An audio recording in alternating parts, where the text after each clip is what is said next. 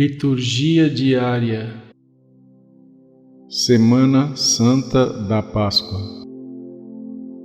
Primeira leitura.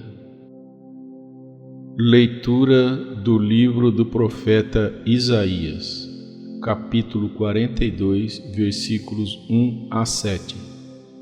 Eis o meu servo, eu o recebo, eis o meu eleito, nele se compraz minha alma. Pus meu espírito sobre ele promoverá o julgamento das nações. Ele não clama nem levanta a voz, nem se faz ouvir pelas ruas. Não quebra uma cana rachada, nem apaga um pavio que ainda fumega, mas proverá o julgamento para obter a verdade. Não esmorecerá nem se deixará abater enquanto não estabelecer a justiça na terra. Países distantes esperam seus ensinamentos. Isto diz o Senhor Deus, que criou o céu e o estendeu, firmou a terra e tudo que nela germina, que dá a respiração aos seus habitantes e o sopro da vida ao que nela se move. Eu, o Senhor, te chamei para a justiça e te tomei pela mão, e te formei e te constituí como o centro de aliança do povo, luz das nações, para abrires os olhos dos cegos, tirar os cativos da prisão, livrar do cárcere os que vivem nas trevas. Palavra do Senhor. Salmo responsorial. Salmo número 26. O Senhor é minha luz e salvação, de quem eu terei medo? O Senhor é a proteção da minha vida, perante quem eu tremerei? Quando avançam os malvados contra mim, querendo devorar-me, são eles, inimigos e opressores, que tropeçam e sucumbem. Se contra mim um exército se armar, não temerá meu coração. Se contra mim uma batalha estourar, mesmo assim confiarei. Sei que a bondade do Senhor eu hei de ver na terra dos viventes. Espera no Senhor e tem coragem. Santo do dia. São segundo de Haste.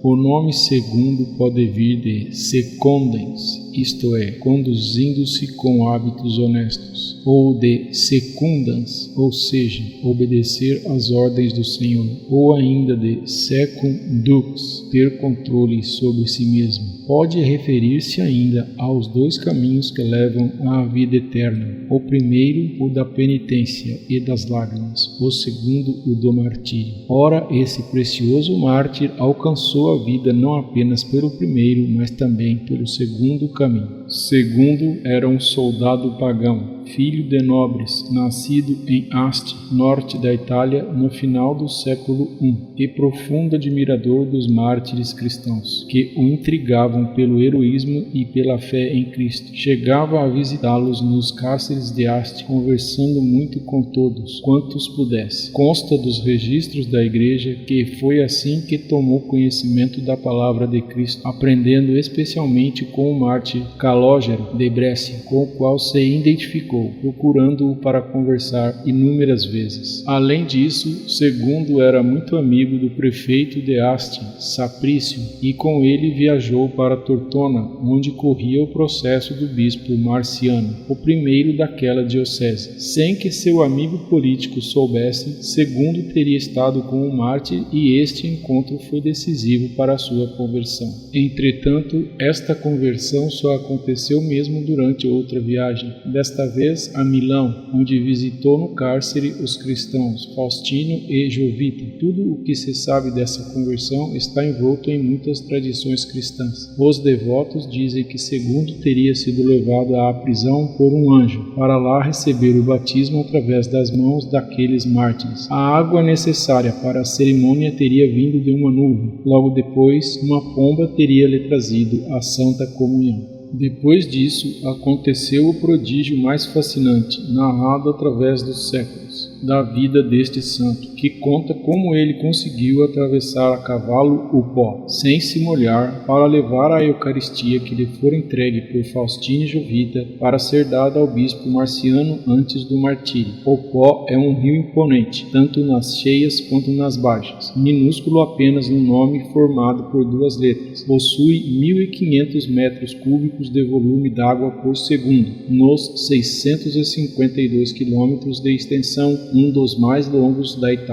Passado este episódio extraordinário, Saprício, o prefeito, soube finalmente da conversão de seu amigo. Tentou de todas as formas fazer segundo abandonar o cristianismo, mas não conseguiu. Mandou então que o prendessem, julgassem e depois de torturá-lo, deixou que o decapitassem. Era o dia 30 de março do ano 119. No local do seu martírio foi erguida uma igreja onde, num relicário de prata, se conservam as suas relíquias mortais. Uma vida cercada de tradições, prodígios, graças e sofrimentos foi o legado que nos deixou São Segundo de Asti, que é o padroeiro da cidade de Asti e de Ventimiglia, cujo culto é muito popular no norte da Itália e em todo o mundo católico que o celebra no dia 29 de março. São Segundo de Asti, rogai por nós. Anúncio do Evangelho. O Senhor esteja convosco. Proclamação do Evangelho de Jesus Cristo segundo João, capítulo 12, versículos 1 a 11.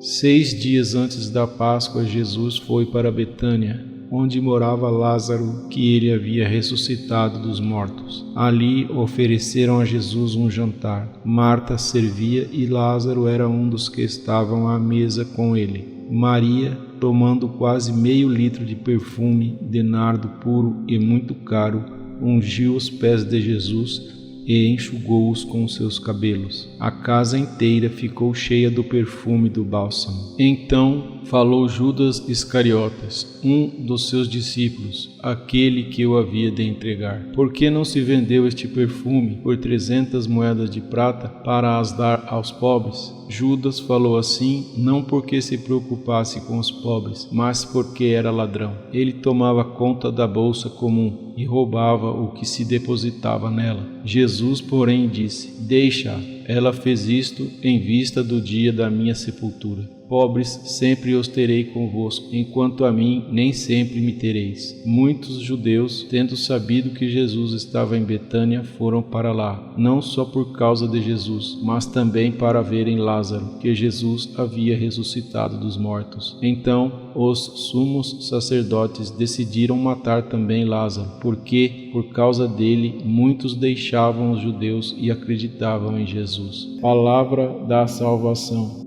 Obrigado por assistir. Inscreva-se. Deus te abençoe. Amém.